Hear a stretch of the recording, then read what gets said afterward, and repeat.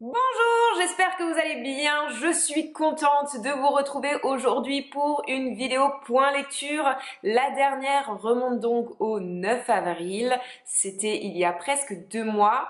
Et j'ai quand même lu pas mal de petites choses depuis, des choses dont j'ai envie de vous parler. Je me suis munie de mon téléphone avec Goodreads dessus pour me souvenir de tous les derniers titres que j'ai lus. Et on va commencer tout de suite parce qu'il y en a quand même beaucoup. Il y en a beaucoup et j'aime beaucoup parler, donc je me décale un peu pour pouvoir afficher les livres ici quand je ne les ai pas en ma possession. Et donc le premier livre dont je vais vous parler, c'est La rue qui nous sépare de Célia Samba et c'est un livre publié chez Hachette qui, si je ne me trompe pas, c'est un livre qui a remporté un prix organisé par la maison d'édition, si mes souvenirs sont bons. Et c'est donc l'histoire de Tristan et Noémia. Tristan et Noémia qui vivent dans des mondes complètement opposés.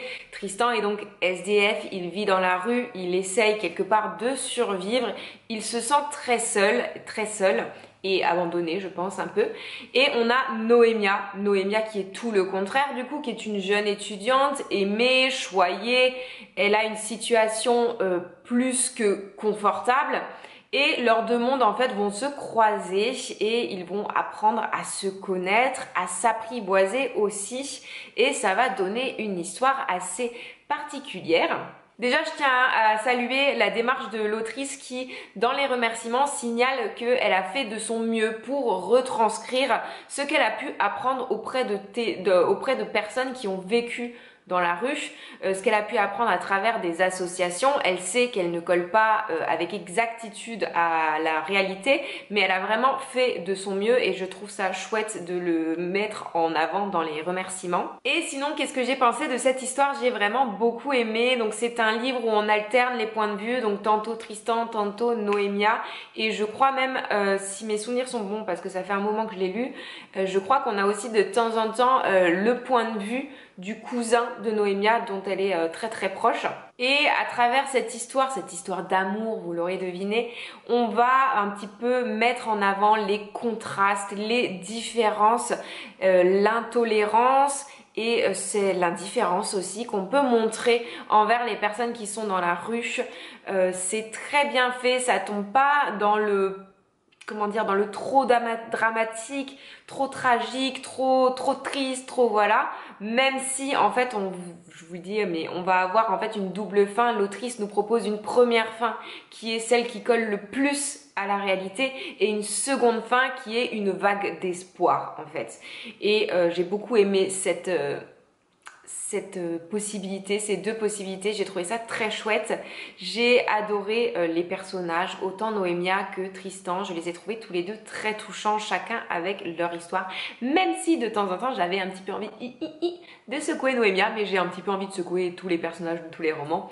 Et c'était vraiment une chouette histoire, je vous la recommande vivement. Ensuite, j'ai lu Circé de Madeline Miller, donc là c'est l'édition poche chez Pocket que j'ai, mais véritablement adoré et que j'ai lu avec une copine en lecture commune. Je vous mettrai son compte Instagram quelque part par ici.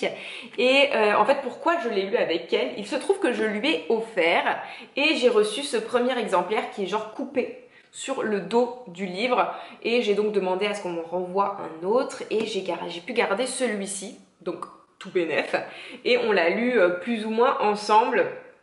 Donc, comme le titre l'indique, c'est l'histoire de Circé. C'est Madeline Miller qui nous dévoile, qui nous livre sa Circé. Celle qu'elle a imaginée avec, disons, des choses on va y arriver Manon, on va y arriver, des choses concrètes telles qu'on les connaît dans la mythologie et puis bien sûr un petit peu des côtés plus romancés, plus libres, des libertés que l'autrice a pris. On a plutôt un livre qui se fait en deux mouvements, une première partie où on découvre Circé durant sa jeunesse, on va dire, en tant que déesse, et on voit qu'elle est un petit peu moquée par les autres, qu'elle n'est pas vraiment à sa place, qu'elle est mise de côté, qu'elle est rabaissée. Et ensuite, on a une deuxième partie où elle est sur son île, elle est en exil du coup, et elle va, grandir, prendre confiance en elle, gagner en puissance, vraiment le côté féminin qui devient force, qui devient voilà. Bah, il devient une sorcière vraiment puissante en fait, qui fait appel à la nature pour avoir ses pouvoirs. Et elle va du coup rencontrer de nombreux marins qui vont échouer sur son île. Il va y avoir aussi des épisodes où elle va quitter son île. Bref, je vous en dis pas plus. Donc là, je sais, on a affaire à une traduction. Donc moi, j'ai toujours du mal à dire « Ah, j'ai beaucoup aimé le style » quand justement c'est une traduction. Mais on va dire que la traduction est si belle que je ne doute pas du style de l'autrice. C'est extrêmement agréable à lire. Alors c'est une lecture, j'avais plus l'habitude, je lis beaucoup de romans adolescents et jeunesse, etc. Du coup, j'avais plus trop l'habitude de lire quelque chose qui demande d'un petit peu plus exigeant, mais c'était quand même, en fait, c'était juste le temps de se replonger dedans, et une fois que j'y étais, c'était bien. C'est vraiment bien, et j'ai beaucoup aimé le parcours de cette Circé, qui est vraiment du coup une figure féminine vraiment forte. J'ai adoré, et je pense que vous l'avez peut-être pas mal vu sur les réseaux sociaux. C'est quand même un livre qui a fait beaucoup parler de lui, et j'espère que je vais pouvoir m'acheter, j'espère m'offrir un de ces quatre, l'autre livre de la même autrice qui est Le Chant d'Achille, je crois, et donc où on suit Achille et qui est, semble-t-il, tout aussi bien. Yes, on est déjà à 10 minutes et je vous ai parlé de 2 bouquins. Yes. J'ai lu Carbone et Silicium de Mathieu Bablé, donc ça c'est publié chez Ankama, oui c'est ça. Alors là, par où commencer? C'est une pépite, un bijou vraiment giga coup de cœur. J'ai pris une véritable claque pendant cette lecture. Donc ça va être l'histoire de Carbone et Silicium. Ce sont 2 androïdes et en fait on va les suivre au cours des années, que dis-je, des siècles je crois même. Et on va assister à leur questionnement, à l'évolution du monde. C'est un livre qui pose beaucoup de questions sur le futur, mais aussi sur le passé. Qu'est-ce que les générations laissent aux futures générations? Qu'est-ce que les générations passées laissent aux futures générations? Qu'est-ce qu'on fait de notre monde? Il y a beaucoup de questionnements qui font écho à ce qu'on est un petit peu en train de vivre actuellement avec tout ce qui concerne l'écologie, on va dire la montée en puissance de la technologie. Vraiment, on s'interroge beaucoup. Tout au long de notre lecture, il y a le cerveau qui tourbillonne en même temps. Et juste, mais alors juste, c'est incroyablement beau, l'ambiance, les détails, les couleurs, j'ai pris véritablement une claque en lisant ça. Je vous insérerai très probablement des images de l'intérieur. C'est des planches, parfois j'ai passé des minutes et des minutes à contempler tellement c'est chouette. Et voilà, c'était une superbe lecture. C'est le genre de lecture qui vous retourne le cerveau. Et j'ai d'ailleurs embarqué aussi Shangri-La de Mathieu Bablé que je vais lire prochainement, j'espère. Alors ça, je crois que c'est le dernier roman que je vais vous présenter. C'est le tome 2 de Aurora Squad, écrit par Jay Christophe et Amy Kaufman. Donc ça, c'est chez Casterman. Je pense que vous vous souvenez, enfin si vous me suivez sur Instagram, vous savez, et je crois que j'en ai parlé aussi en vidéo, que j'avais adoré le premier tome, et pourtant je ne suis pas trop science-fiction, mais il se passe tellement de choses, il y a tellement d'actions, c'est tellement rythmé, entraînant, c'est vraiment une super lecture. Et du coup j'avais vraiment hâte de retrouver les personnages de cette histoire. Je vais pas vous faire un résumé, parce que si vous n'avez pas lu le premier, je vais pas vous spoiler. Mais je vais vous dire ce que j'en ai pensé, comme ça les personnes qui l'ont lu aussi pourront me dire si elles sont d'accord avec moi. On retrouve tous les bons ingrédients du premier tome, avec néanmoins des connexions qui se font à partir vers la fin du livre. On fait pas mal de liens, de connexions, on a pas mal de réponses aussi qui viennent à nous, et également de nouvelles questions, et ça c'est ce que j'aime beaucoup. Et tout simplement les personnages sont toujours aussi attachants. J'aime vraiment beaucoup ce petit groupe assez atypique, j'aime leurs aventures, j'aime le fait qu'il se passe toujours quelque chose, des explosions, des bagarres, des vaisseaux, des courses-poursuites, il y a toujours autre chose, et C'est vraiment super super chouette, c'est une série que j'adore et j'ai extrêmement hâte de découvrir le troisième qui je crois est prévu pour 2022 et je pense que c'est le dernier. Donc voilà, hâte de découvrir la suite, c'est toujours aussi bien. Alors, si vous me suivez sur Instagram, vous savez que j'ai participé au challenge Mais en BD qui a été organisé par Louise, donc du compte Instagram Chaussette. J'ai clairement pas réussi à atteindre mon objectif, mais j'ai lu quand même pas mal de BD. J'en ai lu 5, je crois. Je vais essayer de les passer assez rapidement, de pas trop blablater parce que sinon vous allez avoir une vidéo extrêmement longue et surtout que vous pouvez retrouver mes avis sur mon compte Instagram. Donc je vous invite vraiment à aller voir par là-bas si vous avez envie d'en savoir plus que ce que je vais vous dire là. Là je vais essayer surtout de vous mettre l'eau à la bouche. Bon, je commence du coup avec une BD, une de celles que j'ai un petit peu moins aimée. Il s'agit des Bonhommes de pluie de François Duprat. Et c'est publié chez les éditions de La Gouttière. Alors, dans les Bonhommes de pluie, on suit une jeune fille qui part en vacances avec son oncle, parce que disons qu'elle va déménager, qu'elle a besoin de se changer les idées. Enfin, sa mère pense qu'elle a besoin de se changer les idées, donc elle part en vacances avec son oncle. Elle va faire la connaissance là-bas d'un petit groupe d'enfants, de jeunes, qui ont pour rentrer dans le gang un défi qui est d'aller chercher un objet dans une maison qu'ils imaginent hantée. Et en fait, il va y avoir, voilà, on va découvrir qu'il l'imagine hanté, mais qu'il se cache quelque chose derrière. Bon, c'était bien, mais sans plus. J'ai bien aimé les dessins, j'ai bien aimé l'ambiance globalement, mais je trouve que le thème central et qui est un petit peu... Je trouve que c'était pas assez traité, qu'on n'en parlait pas assez, que ça n'a pas été assez développé. Après, je sais, ça reste une BD jeunesse, mais je trouvais que c'était un peu plat au final. Mais bon, c'était une chouette lecture quand même. Ensuite, j'ai lu Radium Girls de Six, ça s'est publié chez Glénat. Donc ça, c'est un groupe d'amis, donc ça se passe dans les années 80. Oula, je sais plus trop. Je sais plus si c'est dans les années 80 ou... Non, mais c'est avant. C'est bien avant, je suis en train de raconter une bêtise. Bon, je ne sais plus. Mais un groupe d'amis, en fait, elles travaillent dans une usine où elles font la peinture des cadrans sur les montres. Et pour le faire, elles utilisent une technique où elles portent le pinceau à leurs lèvres et elles font, pour que la fine, j'imagine, ce soit le plus fin possible. Et donc du coup, elles ingèrent quand même un petit peu de cette peinture qui, à l'époque, ils ne le savaient pas, on va dire. Et elles vont avoir par la suite de graves problèmes de santé. Donc c'est une histoire vraie. Hein. On peut lire d'ailleurs, je crois qu'il y a un livre qui est sorti duquel Si s'est beaucoup aidé pour écrire sa BD. Et bah j'ai aimé découvrir cette histoire. Je regrette que on rentre pas un peu plus dans les détails, mais bon, si le revendique, ce n'est pas une BD documentaire. Ce qu'elle voulait mettre en avant, c'était les personnages féminins et les relations qu'elles ont entre elles.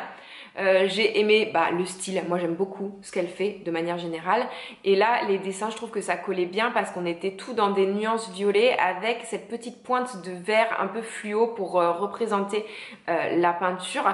C'était vraiment très joli et un très beau travail à ce niveau là. Voilà, j'ai beaucoup aimé mais sans plus. J'ai aussi lu La Bête de Zidrou, donc ça c'est publié chez Dupuis et donc c'est le fameux Marsupilami de Franck P qu'on connaît tous, je pense. Moi je le connais surtout ce personnage du fait des dessins animés.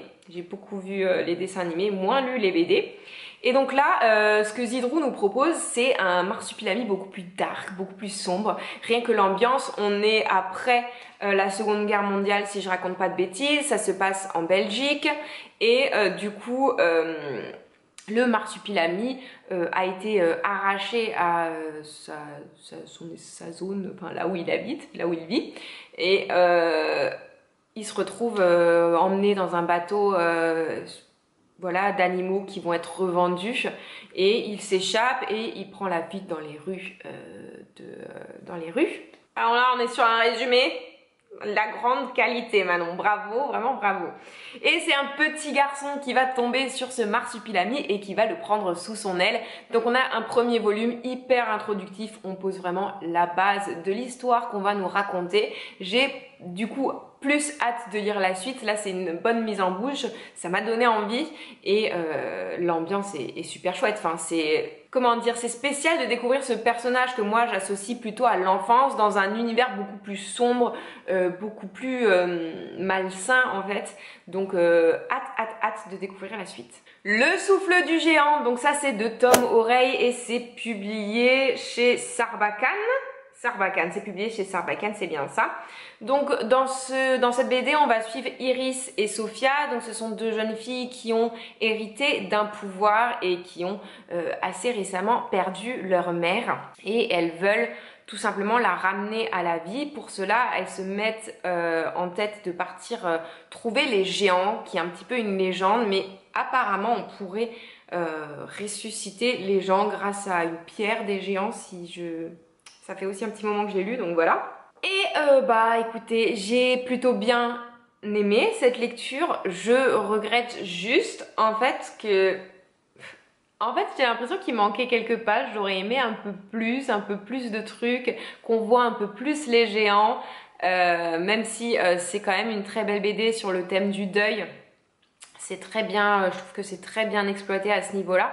Mais je crois que parce que j'ai aimé, j'en aurais aimé finalement un peu plus avec le recul. J'ai l'impression que, ouais, que je serais bien restée un petit peu plus longtemps dans cette histoire. Vous avez vu comme je vais vite, hein, parce qu'il y a beaucoup de choses dont je veux vous parler. Donc vraiment, si vous voulez en savoir un petit peu plus, allez sur mon compte Instagram. Hein.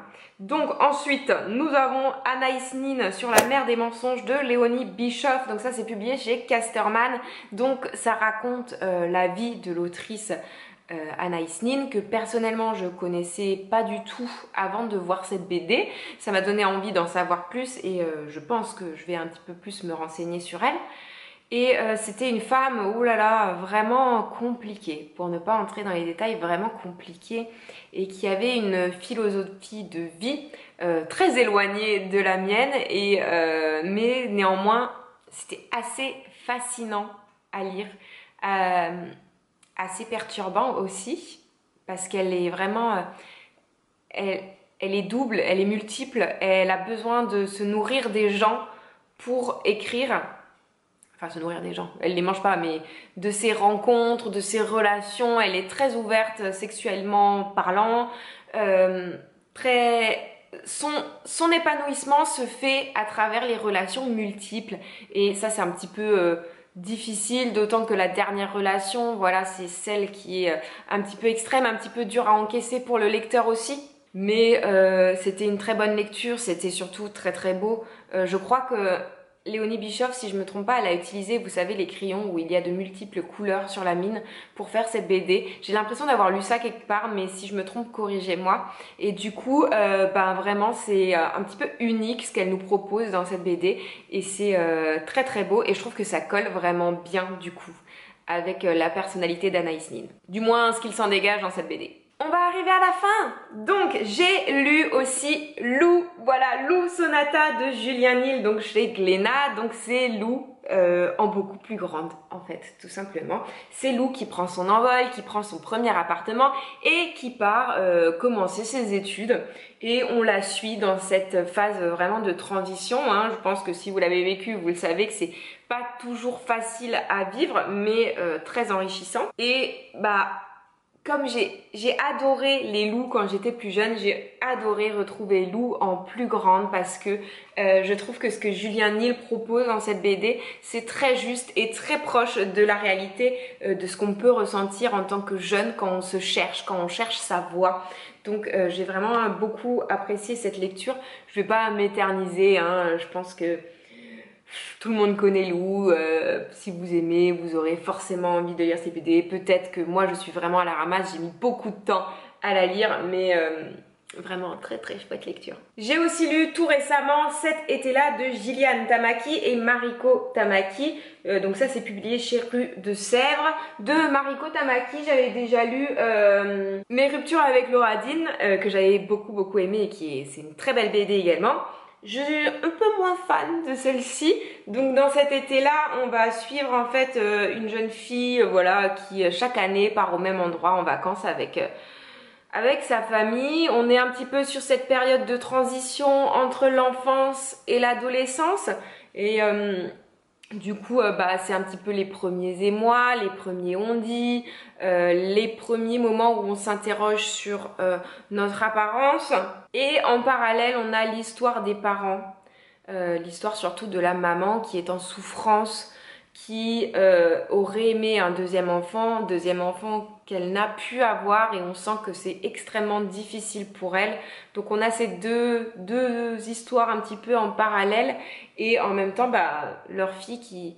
bah, on comprend pas toujours les problèmes des adultes, donc qui est un petit peu dans cette position-là. C'était chouette, mais je sais pas. Je m'attendais à autre chose, je crois, même si ça m'a bien plu. Même si ça m'a bien plu, voilà, j'ai rien de plus à ajouter. On arrive à la fin avec ma toute dernière lecture en date. Je pense que cette vidéo sera publiée en premier. Je suis pas sûre parce qu'en fait j'ai vlogué et du coup je vous en ai un petit peu parlé. Voilà, on verra, on verra. Hein. C'était pas sûr que ce vlog y sorte. Hein.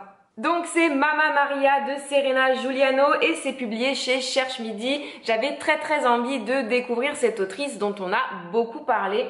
Dans Mamma Maria, on est dans un petit village typique italien. Tout se passe un petit peu autour du bar de Mamma Maria, enfin de Maria qui appartient à Maria qui est... la mama italienne, je crois, vraiment la pure mama italienne qui voit en fait les villageois comme sa famille, qui connaît tout le monde, qui sait tout sur tout le monde. Et en fait, on a notre Sofia qui revient de Paris, qui revient dans ce village natal pour se ressourcer après une rupture un petit peu difficile. Et il se trouve qu'il va y avoir des petites choses qui vont bousculer son quotidien.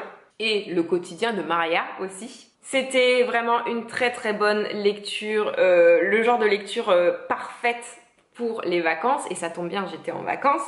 Ça nous fait voyager, voilà, l'Italie, tout ça, vraiment on a les images, c'est vraiment super chouette comme ambiance, et en même temps très touchant à cause des liens entre les personnages, des histoires de famille, absolument tous les personnages sont attachants. Donc j'ai passé un très bon moment avec Serena Giuliano et avec ses personnages surtout. J'avais vraiment l'impression à la fin d'avoir intégré cette petite clique. Et du coup j'ai tellement aimé que là j'enchaîne avec Luna dont je vous donnerai des nouvelles prochainement je pense. Donc voilà, c'est tout pour cette vidéo. Excusez-moi si à la fin je suis un petit peu plus speed, mais j'avais envie de vous parler tellement de choses et je ne voulais pas non plus faire une ultra longue vidéo parce que je sais pas si tout le monde aime les longues vidéos. Dites-moi dans les commentaires si ça vous dérange ou pas. Et puis bah je vous dis à bientôt pour une prochaine vidéo. Bye!